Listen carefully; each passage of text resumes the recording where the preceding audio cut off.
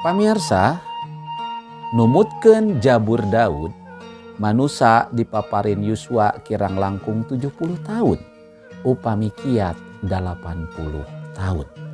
Tapi salami 80 tahun bakal seueur kasesah sareng karipuh. Kumargi kitu pamirsa. Upami urang dipaparin yuswa 70 atanapi 80 tahun. Urang kedah leres-leres nganggo waktos eta kangge kamuliaan Gusti. Kumargi kitu hayu urang nganggo umur anu ponok yuswa anu mung sakejap teh sakerjep urang anggo kangge ngamulyakeun nami Gusti, utamina dina ngawawarkeun beja kabungahan supados makin seueur jalmi nu percanten ka Gusti Yesus, makin seueur jalmi anu disalametkeun. Hayu urang nganggo waktos ti Gusti, kesempatan nu sae kangge janten saksi Gusti. Gusti Yesus ngaberkahan.